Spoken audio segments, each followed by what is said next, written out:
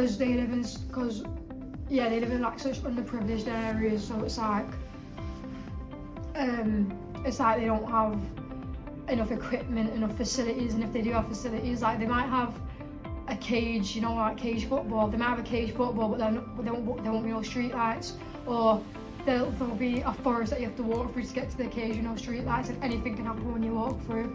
I think that's the most pressing issue for them, that they just want to play, but there's nowhere safe for them to play. A lot of people aren't able to access youth zones or local youth clubs, and so turn to antisocial behaviours. Some of the most pressing matters that are affecting young people today are like the lack of support with mental health, and then also the lack of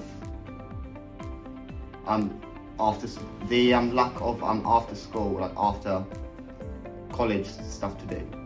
I'd say funding, awareness, a lack of education, but also like personally coming from a girl, like a lot of sexism and barriers within sport about like girls sports, boys sports, and how attitudes are reflected to each gender, and especially like with like young people and how it's represented on social media, but also that also falls into like your education, your funding, and like the lack of provision and access to sports facilities.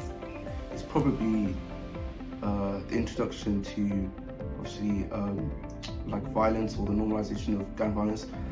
I think that's probably the reason why that's the most pressing issue we have today. It's the fact that a lot of people like glorify what the gang violence is like and what it can make of you, or some people see that as a way out of where they live in, especially from people from deprived areas.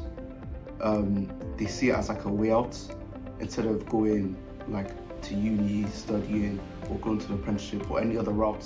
They see that as a quick exit, which is obviously not the best thing to do, because in that type of lifestyle, the only way you're going to end up is either in jail or dead.